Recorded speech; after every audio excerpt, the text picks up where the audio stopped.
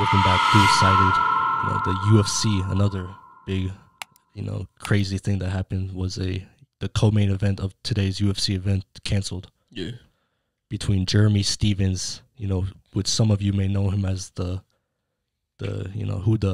Fook is that guy. When I knock people out, they don't fucking move. I'm like, who the fuck is that guy? That's the guy. Oh yeah, that guy. Yeah, he shoved, his opponent Drakkar Klose, I believe is how you say his name, in Friday's face-off, which led to, guess what? What?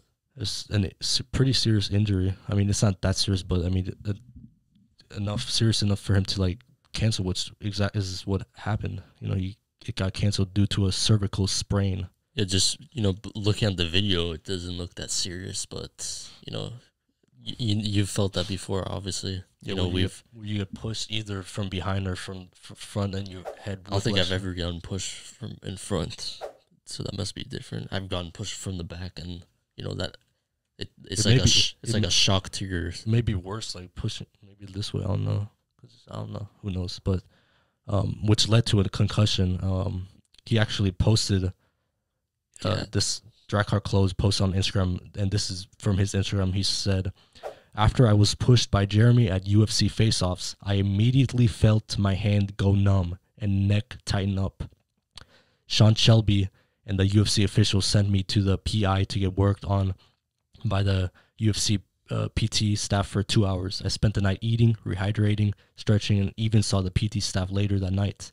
I woke up early this morning with a migraine, headache, nausea, and the only thing that made me feel better was laying in the dark." So, I mean, that's concussion right there. UFC got me medicine, and I rested for a couple hours before getting up and vomiting. It was at that point we called the UFC doctor, and he made the decision to send me to the hospital. I'm sorry to everyone who was excited for the fight. I tried to do everything I could to stay in the fight, but these issues are out of my control.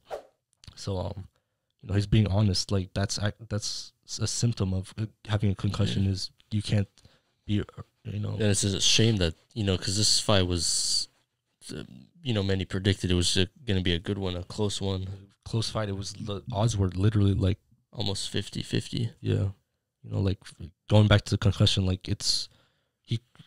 he couldn't even be in this room. You think so? With all these lights here, he definitely couldn't be in here. So that just shows you how serious it was.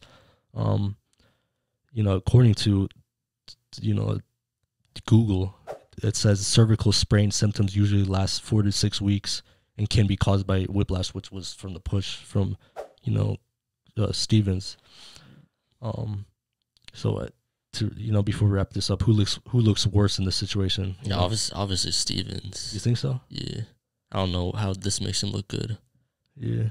You don't think it makes Drakkar look any, like he pulled out at all? Or you think that's reasonable? Based on his post, I thought that before just looking at the video, but... Yeah, the post definitely made me... Because he literally stayed laying in the dark. Yeah, if that doesn't sound like a concussion, I don't know what does. And especially in the UFC, you got to take that serious. Like, even does the NFL take that serious? Like, concussion protocol? Yeah, they take it very seriously. They're very strict on there, so you can only imagine if, the UFC, how serious they would take it. So, this is no surprise. Hopefully this event gets, if not, like, it doesn't, if not, that it doesn't get postponed. We just don't want it to get canceled. It was supposed to be a good event. But, this is Dual-Sided. Follow us on social media. Peace.